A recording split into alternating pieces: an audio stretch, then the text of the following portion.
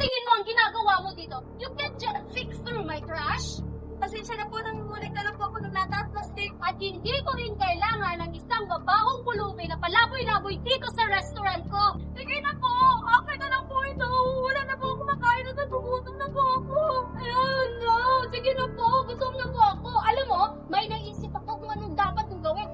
Paghanap ko ng trabaho, nang sa ganun ay magkapera ka at may pambili ka ng pagkain at nang sa ganun ay hindi ka magpalaboy-laboy dito sa restaurant ko. Ano ba ginagawa mo, Jennifer? Kailangan ba talagang gawin yan? Tuwing masusort ko ka sa mga customer ko, ano ginagawa mo? Pumupulot ka ng mga bagurang yan? Di mo kailangan pang ibuhos o itapon ng mga lata na napulot niya, di ba? Hindi naman tama yun. At sa tingin mo, nakikinig ako sa'yo sa kung ano mga sinasabi mo sa akin? Kaya manahimik ka dahil nagtatrabaho ka lang sa akin. Anyways, ito rin naman talaga ang gusto kong mangyari. Anong plano? Ang is-set up siya, nang sa ganun ay maabutan siya, nila, oh, nandiyan na pala sila officers, mabuti naman at dumating na kayo.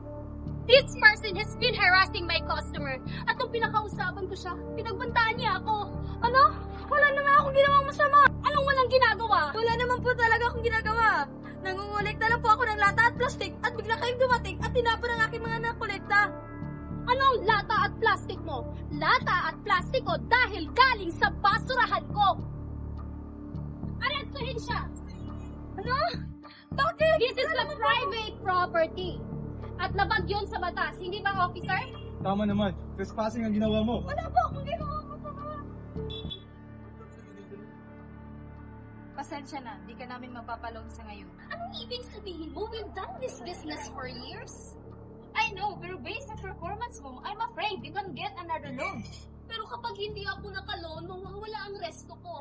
And because of that, hindi na ako makakabayad sa natitira ko pang loan sa inyo. I guess that's what they say restaurants are losing investment. I'm sorry. Makakalaya ka na. Talaga? Paano? Ikaw? Kailangan, ang ginawa sa'yo ni Jennifer ay hindi makatarungan at nakakahiya. Maraming salamat. Napakabait mo. Hindi ko alam kung paano kita papaslamatan. Pero, bakit mo ito ginawa sa akin? Hindi mo naman ako kilala. Kapag kayang umalalay, magdalawang isip. Dahil ang pagtulong sa kapwa ay laging tamang gawain. Kailanman hindi nagiging mali. Sana lahat ng tao ganyan mag-isip. Lagi niyang sinasabi sa akin ng mama ko, isang parangal na natutunan niya din sa mama niya. Sabi niya, paraan ito upang gawin ang mundo ng mas maliwanag at magaan. Kaya ayun, tumatak na sa aking puso at isipan. Ang ganda pakinggan. Mabuti pa, kumain na lang tayo, libre ko. Ay, wag na, maabala pa kita. Hindi, okay lang. Pasensya ka na, yan lang nakayanan ko. Hindi, sobra na nga to eh. Maraming salamat pala. Bago ko nga pala makalimutan, naiwan mo ang wallet mo kanina doon sa basurahan, kaya pinulot ko. Nakita ko may lotto ticket ka. Magandang ideya ba talaga ang bumili ng lotto ticket sa sitwasyon mong iyan? Oo, tama ka.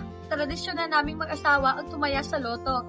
Pero, alam mo ba na ang numerong nilagay namin dito ay ang kaarawan naming mag-asawa? 2, 5, 5, 5, 3, 3, 5, 7.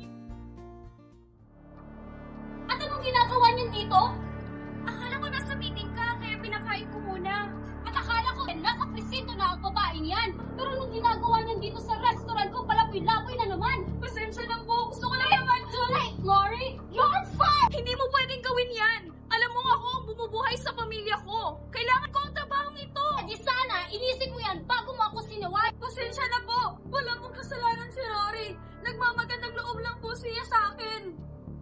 Ang alalahanin mo ang sarili mo dahil ipabalik kita sa kulong. Tingnan mo, Claudine! Nanalo ka! Nanalo ka! Nanalo ka lang naman ng 50 million pesos! Nanalo ka! Nanalo ka! Nanalo tayo! Nanalo tayo! Congratulations! You know what? I have a good investment for you.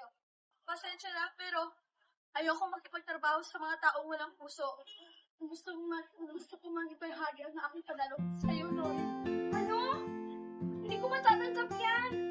Sa'yo, kung wala ka, hindi ako mananalo. Hindi ako mananalo. Nanalo tayo!